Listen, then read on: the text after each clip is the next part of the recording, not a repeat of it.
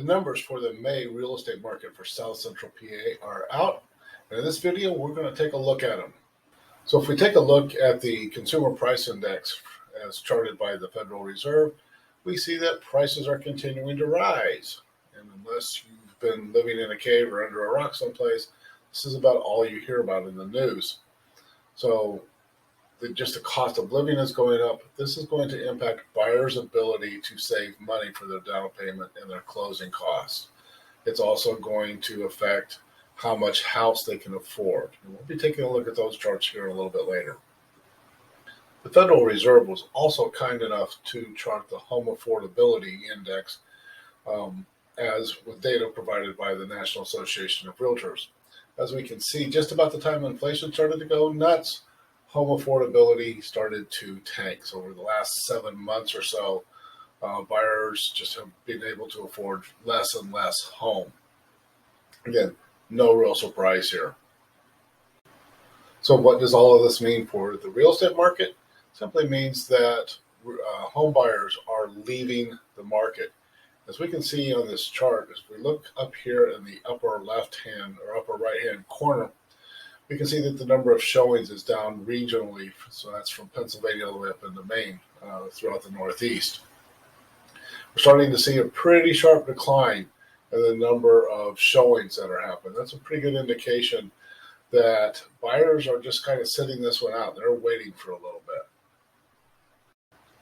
We've been talking about buyers, so let's talk a little bit about sellers.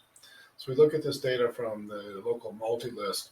We're seeing a seasonal rise in the number of sellers or the new listings coming on the market each month. That's to be expected. What I am a little concerned about is that the curve is starting to flatten out for March, April, and May. So I would like to see if the market was good or starting to level out, starting to become more buyer friendly, we would hope to see that the number of sellers entering the market each month would continue to rise. It is rising, just not as fast as it was earlier in the year. So we all know that sellers still have to have someplace to go. Sellers become buyers, and they're suffering from the same ill effects as new buyers are.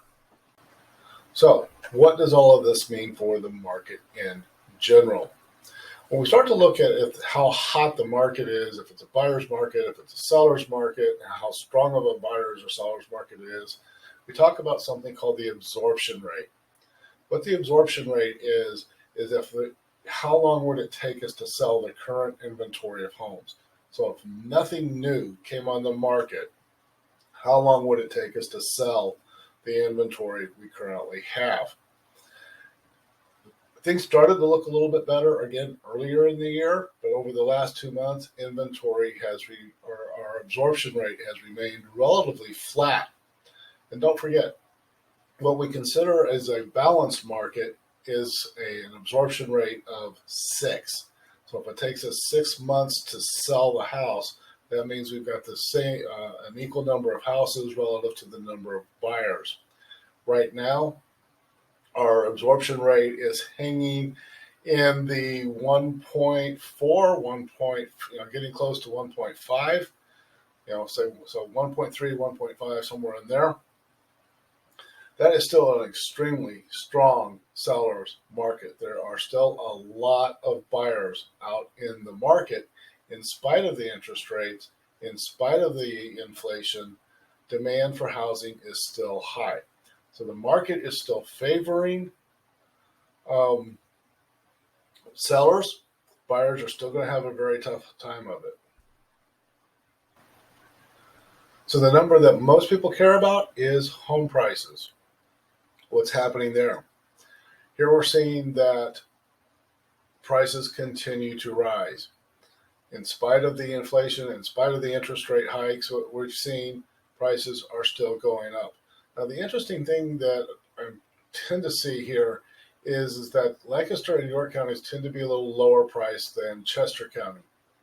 So the rate of price increase in the less expensive counties is going up faster than what we're seeing in the higher end properties that we see more in Chester County.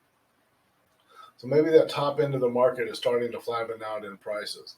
What's going to happen over the rest of this year? Who knows? But I don't expect to see any major changes. Inflation is going to continue to go up. Interest rates are going to continue to go up as the Fed tries to get hold of inflation. And I think that there's enough buyer demand out there right now that home prices will continue to rise or level out. If you're looking for prices to drop, real estate prices very seldom ever drop. And if they do, it's just for a few months, maybe a year, maybe 18 months at a time. So trying to time the market in real estate is like trying to time the Wall Street market. Is very, very tough to do. Just understand, if you're looking to buy a house right now, cash is going to be your friend. Do what you can to save as much as you can. Certainly get your credit scores up.